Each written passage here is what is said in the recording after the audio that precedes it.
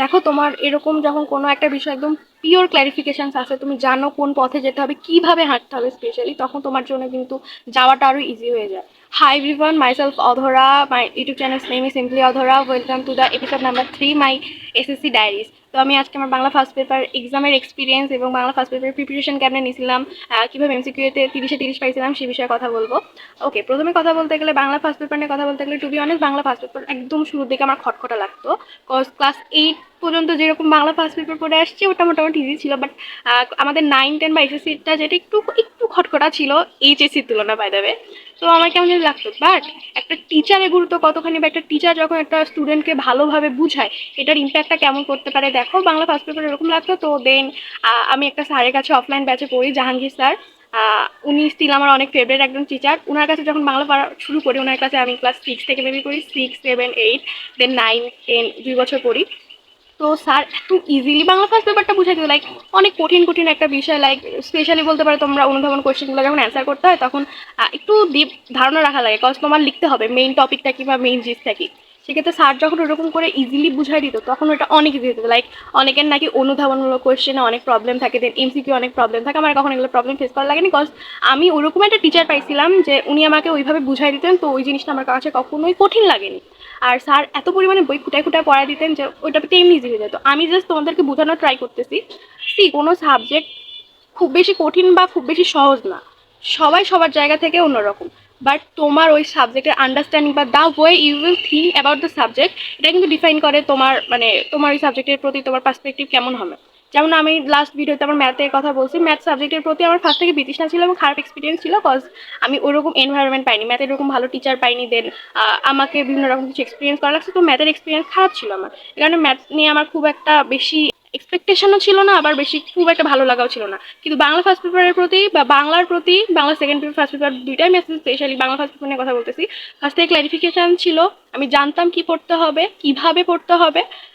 কিভাবে পড়তে হবে এটা জানা অনেক বেশি ম্যাটার করে। লাইক আমি জানি বাংলা ফার্স্ট পেপার তোমার ফার্স্টে গল্পটা পড়তে হবে অথবা কবিতাটা পড়তে হবে, বইটা ভালো করে রিডিং নিতে হবে, অনুশীলন সলভ করতে হবে, দেন তুমি এমসিকিউ সলভ করবা। জ্ঞানমূলক সলভ এমনি হয়ে যায় এমসিকিউ পড়লে কিছুটা, অ্যান্ড কিছুটা অনুভবমূলক কোশ্চেন দেখতে হবে, অ্যান্ড তুমি চাইলে দেন সিকিউ কোশ্চেনগুলো দেখতে পারো। একদম ক্লিয়ার ক্লারিফিকেশন আছে আমার কোনটার পর কোনটা করতে হবে, এটা অনেক বেশি হেল্পফুল।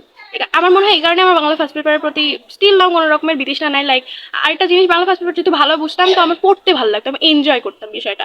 তো হয়তো বা দুইটা সায়েন্সের সাবজেক্ট পড়ছি, কঠিন কিছু পড়ছি, আমার খারাপ লাগা কাজ করতেছে, তখন বাংলা ফার্স্ট পেপারে হয়তো বা কোনো গল্প বা কবিতাটা আমি একবার রিডিং করলাম, দেন এমসিকিউ সলভ করলাম। এইভাবে পড়তে পড়তে বাংলা ফার্স্ট পেপারটা আমার মোটামুটি ভালো রকমের দক্ষতা চলে আসছিল। অ্যান্ড আমি আজকে আমার বাংলা ফার্স্ট পেপার এসএসসি টাইমের বইটা আনছি, দেখো ছিঁড়ে গেছে, মোটামুটি ছিঁড়ে গেছে বলতে বইয়ের ভিতরে আর কিছু অবশিষ্ট নাই। আমি তোমাদেরকে একটা র্যান্ডম গল্প বা কবিতা বের করে দেখাই, তাহলে তোমরা বুঝবা। লাইক অনেক খুঁটাখুটা পড়ছি। আরেকটা টিচার ছিলেন আর তোমার ইউটিউবের, ওনার সম্ভবত ইউটিউব চ্যানেলের নাম বাংলা সাইক্লোন, তোমরা দেখতে পারো। ওই স্যারের নাম সম্ভবত ছিল রাজু রাজ। ওনার ক্লাসগুলো করতাম আমি হলো এসএসসি টাইমে, উনি সুন্দর করে বই দাগা দাগা বুঝাই দিতেন, তো ওইটা আমার জন্য ইজি হয়ে যেত, স্পেশালি এমসিকিউ এর জন্য। নিয়তি গল্পটাই আসছে, আমি এটাই দেখাই। দেখো আমি অনেক বেশি দাগায় দাগায় পড়ছি, অ্যান্ড প্রত্যেকটা এমসিকিউ আমার বই মার্ক করা ছিল। লাইক এমন কোনো এমসিকিউ ছিল না এটার বাহিরে আসতে পারে। তো এটা আমার জন্য ইজি হয়ে গেছে। পরীক্ষার আগের রাতে রিভিশনটা অনেক ইজি হয়ে গেছে। পরীক্ষার আগে রাতে এত পরিমাণে কনফিডেন্ট ফিল করতেছিলাম, আমি জানি আমি সব পারবো। আমি সব দেখতেছিলাম, চর্চা অ্যাপে এক্সাম দিতেছিলাম, আমি অনেক রিল্যাক্সলি, বাংলা ফার্স্ট পেপার যেহেতু প্রথম এক্সাম ছিল, অনেক রিল্যাক্সলি আমি এক্সাম দিছি। অ্যান্ড এক্সাম এক্সপিরিয়েন্স বলতে নাথিং স্পেশাল, বাট একটা জিনিস মাথায় রাখবা, লিখা কিন্তু সিকিউ শেষ করা লাগবে। তুমি যদি সিকিউ ছেড়ে আসো, এটার জন্য আমি সাকিব ভাইকে ক্রেডিট দিব, মাই মেন্টর। অ্যান্ড আমি যখন সায়েন্স বিক্রিতে ফার্স্ট ফার্স্ট জয়েন করি, আমি মেন্টরশিপে জয়েন করি, তখন আমার একটু প্রবলেম হচ্ছিল, আমি সিকি লিখে শেষ করতে পারতাম না। আমি প্রচুর লিখতাম, লাইক যেহেতু বুঝি ওই বিষয়ে ধারণা আছে, আমি তো প্রচুর লিখতে পারতাম। তো সাকিব ভাইকে বললাম, ভাই আমি লিখে শেষ করতে পারি না। ভাইয়া বলতেছে তুই একটা বাংলা কোশ্চেন নিবি, নিয়ে তুই ট্রাই করবি প্রত্যেকটা কোশ্চেন মিনিমাম 21 মিনিটের মধ্যে লিখে শেষ করার, অ্যান্ড এভাবে প্র্যাকটিস করবি। আমি এরকম টানা 7 দিন প্র্যাকটিস করছি, অ্যান্ড গেস হোয়াট, 8 দিনের দিন ওইটা আমার অটোমেটিকলি হয়ে গেছে। লাইক আমি এখন বুঝি, আমার ব্রেন ওটা অটোমেটিকলি ক্যাচ করতে পারে যে এই কোশ্চেনে যদি আমি 2 মিনিট বেশি দিই, আমি হয়তো সামনের কোশ্চেনে টাইম পাবো না, এরকম হয়তো আমার লাস্ট কোশ্চেনটা ছেড়ে যাবে। তো এই ক্ষেত্রে thanks again to my mentor Sakib ভাইয়া, যে ভাই আমাকে ওই ক্লারিফিকেশনটা দিছিলেন যে এইভাবে লিখতে হবে, এভাবে করতে হবে।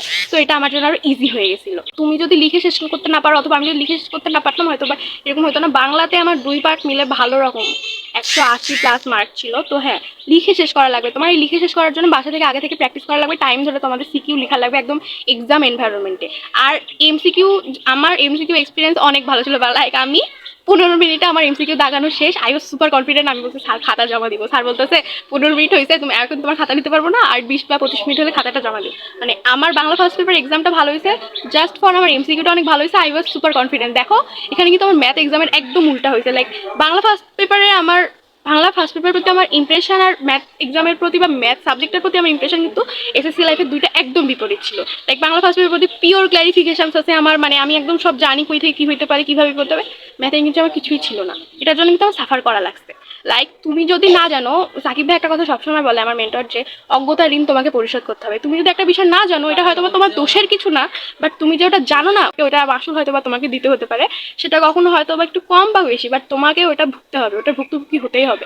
মানুষ তো ঠেকে ঠেকে শিখে, তো এটাই। বাট এতটাও মানে এতটাও পিছিয়ে সরে যেও না যাতে তোমার সামনে গিয়ে যে আরো কঠিন হয়। এটাও ভাইয়া বলতো আমাদেরকে। আমার এটা হুট করে মনে হলো এগুলো কথা বলতে, যে তো হ্যাঁ, বাংলা ফার্স্ট পেপারের ক্ষেত্রে এখন যদি আমি ইজিলি বলতে চাই ভালো করবা কেমনে, মেইন বইটা রিডিং পড়ো, বারবার পড়ো, খুঁটায় খুঁটায় পড়ো, আর প্রত্যেকটা লাইন পড়বা, আর লাইনটা পড়ার পরে ভাববা আচ্ছা এই লাইন দিয়ে এমসিকিউ কোন জায়গায় হতে পারে। যখন নিজেরা কোশ্চেন করবা তখন দেখবা তুমি পারবা।